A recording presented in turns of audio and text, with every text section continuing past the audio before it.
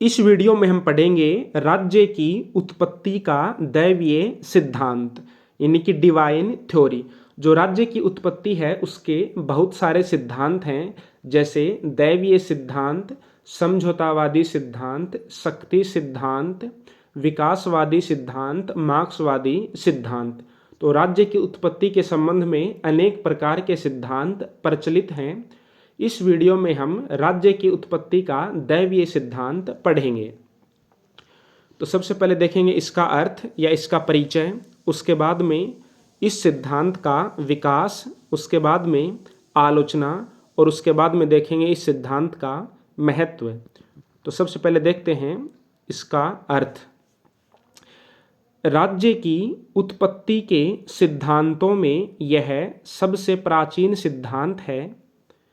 मनुष्य के विकास की प्रारंभिक अवस्था में ईश्वर और धर्म की प्रधानता थी, यह उसी काल का सिद्धांत है। तो ईश्वरीय या दैवीय एक ही बात है। तो यह राज्य की उत्पत्ति का सबसे प्राचीन सिद्धांत है और यह उस समय का सिद्धांत है जब मनुष्य के विकास की प्रारंभिक अवस्था थी। यह सिद्धांत मानता है कि राज्य ईश्वर द्वारा निर्मित संस्था है। संसार के विधान का रचयिता ईश्वर है, जो अपने प्रतिनिधि राजा के द्वारा संसार का शासन करता है। तो यह सिद्धांत मानता है कि जो राज्य है उसको देवताओं ने बनाया है, ईश्वर ने बनाया है और ईश्वर ने अपना प्रतिनिधि राजा को बनाया है और वह राजा संसार का संचालन करता है। ईश्वर मनुष्य का सर्वोच्च स्वामी और शासक है। उसने अपनी प्रजा के हित के लिए राज्य का निर्माण किया है। अतः राज्य एक धार्मिक एवं दैवीय संस्था है। तो ये तो हो गया इसका अर्थ। तो दैवीय सिद्धांत क्या मानता है कि जो राज्य है उसका निर्माण ईश्वर ने किया है, देवता ने किया है, इसलिए वह एक दैवीय संस्था है, ईश्वरीय संस्था है और राज्य पर ईश्वर ने अपना शासन चलाने के लिए राजा को प्रतिनिधि के रूप में चुना है। अब देखते हैं इस सिद्धांत का विकास। प्रारंभिक काल में राज्य को ईश्वरीय संस्था मानने की धारणा यहूदी धर्म में पाई जाती है।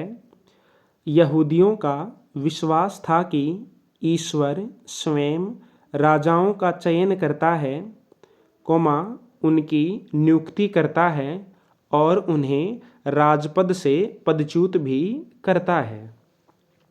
यहूदी मानते थे कि राजा अपने कार्यों के लिए ईश्वर के प्रति उत्तरदायी होता है। अतः यहूदी राज्य के दैवीय उत्पत्ति सिद्धांत के समर्थक थे। तो सबसे पहले जो राज्य को ईश्वरीय संस्था मानने का प्रमाण है वो यहूदी धर्म में पाया जाता है। राज्य के दैवीय उत्पत्ति सिद्धांत का प्रबल समर्थन ईसाई धर्म गुरुओं द्वारा भी किया गया है। संत पाल के विचारों में इस सिद्धांत का समर्थन मिलता है। मध्य युग में ईसाई धर्म गुरुओं ने यह प्रतिपादित किया कि मनुष्य की मूल प्रवृत्ति पापमयी है। उस पापमयी प्रवृत्ति से मुक्ति दिलाने के लिए परमात्मा ने राज्य का निर्माण किया है। अतः उसकी आज्ञाओं का पालन करना प्रत्येक व्यक्ति का धर्म है। तो मध्य युग में या अंधकार युग में ईसाई धर्म में माना जाता था कि मनुष्य को पाप करने से रोकने के लिए या पाप से मुक्ति दिलाने के लिए राज्य का निर्माण ईश्वर ने किया है। कालांतर में राज्य की उत्पत्ति का दैवीय सिद्धांत राजाओं के दैवीय अधिकार सिद्धांत के रूप में अवतरित हुआ। इंग्लैंड के 16वीं एवं 17वीं सदी के इतिहास में यह सिद्धांत वहाँ के शासकों द्वारा अपनाया गया। राजाओं के दैवीय अधिकार सिद्धांत की मान्यता है कि राजा ईश्वर द्वारा नियुक्त है, वह ईश्वर के प्रति उत्तरदायी है, राजा के विरुद्ध विद्रोह करना पाप है, राज्य की आज्ञाओं का पालन करना मनुष्य का धर्म है। तो जो ये दैवीय सिद्धांत है, इस सिद्धांत को इंग्लैंड में 16वीं 17वीं शताब्दी में वहाँ के राजाओं द्वारा अपनाया गया और ऐसा माना गया कि राजा ईश्वर द्वारा नियुक्त है, ईश्वर का प्रतिनिधि है, इसलिए राजा का विरोध नहीं किया जाएगा और राज्य की आज्ञाओं का पालन किया जाएगा या राजा की आज्ञाओं का पालन किया जाएगा। यूरोप की भांति भारत के प्राचीन धर्म ग्रंथों में भी राज्य के दैवीय स्वरूप का सिद्धांत मिलता है। महाभारत में राज्य को ईश्वर की कृति माना गया है।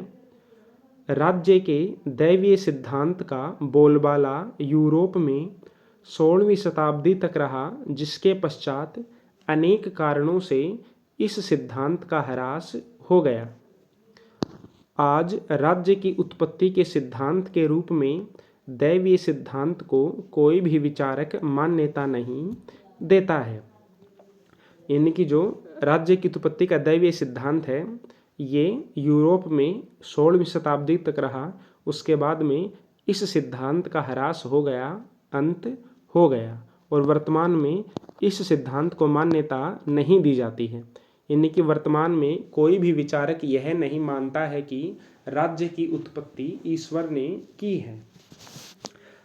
अब देखते हैं कि ये जो राज्य की उत्पत्ति का दैवीय सिद्धांत है, इसके ह्रास के क्या कारण हैं। पहला कारण है, सामाजिक समझौता सिद्धांत ने प्रतिपादित किया कि राज्य कोई दैवीय संस्था नहीं है, बल्कि व्यक्तियों ने आपसी समझौता करके राज्य का निर्माण किया है। तो दैवीय उत्पत्ति सिद्धांत का पहला कारण है सामाजिक समझौता सिद्धांत। यह सिद्धांत मानता है कि राज्य का निर्माण ईश्वर ने नहीं किया है, बल्कि व्यक्तियों ने आपस में समझौता करके किया है।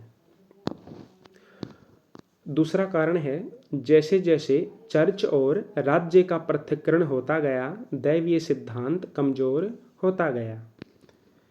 तीसरा है, राज्य की उत्पत्ति के दैवीय सिद्धांत में राजा की निरंकुशता के भाव निहित हैं।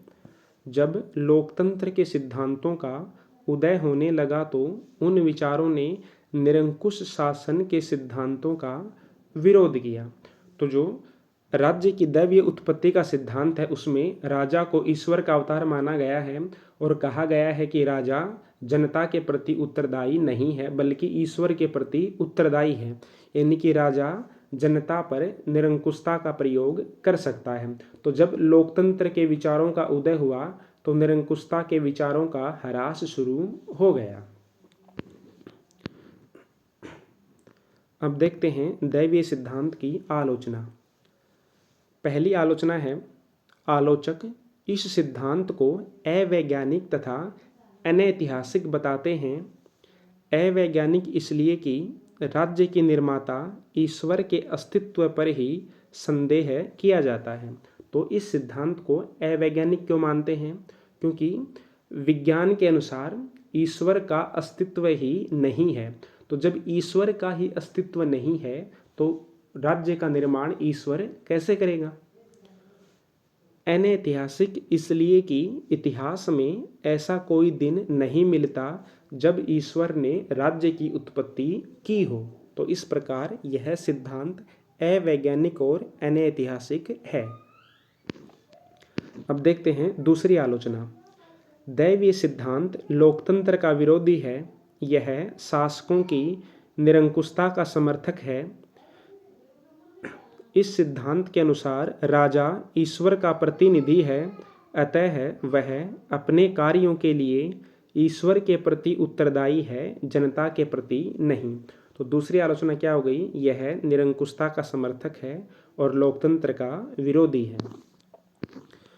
तीसरी आलोचना है, यह सिद्धांत धर्मनिरपेक्षता की जड़ों पर कुठाराघात करता है। धर्म एक व्यक्तिगत विश्वास है, जबकि राज्य एक राजनीतिक संस्था है। धर्म को राजनीतिक विचारों से जोड़ना इस सिद्धांत की दुर्बलता है। तो तीसरी आलोचना क्या हो गई कि जो दैवीय सिद्धांत है वो धर्मनिरपेक्षता का विरोधी है।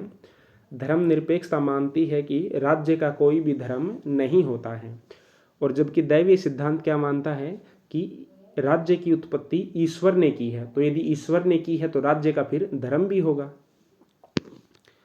अब देखते हैं दैवीय सिद्धांत का महत्व।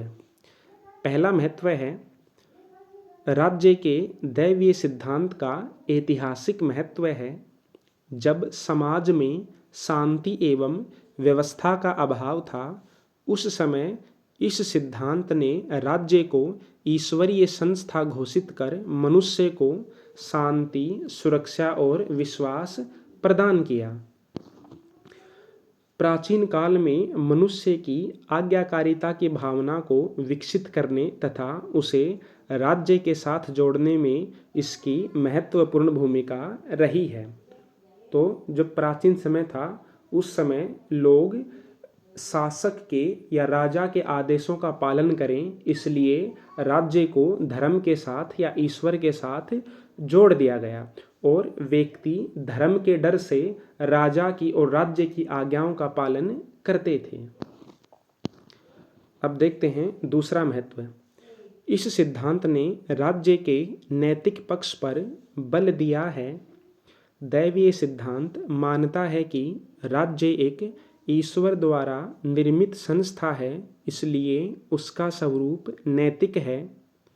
यह इस बात पर बल देता है कि राज्य का अस्तित्व प्रजा के कल्याण के लिए है। एक निरंकुश शासक भी जिस प्रकार अपनी सत्ता का उपयोग दुरुपयोग करता है, उसके लिए ईश्वर के सम्मुख उसका एक नैतिक उत्तरदायित्व है। तो दूसरा महत्व क्या हो गया कि जो ये सिद्धांत है यह राज्य को एक नैतिक संस्था मानता है। तो ये हो गया हमारा राज्य की उत्पत्ति का दैवीय सिद्धांत।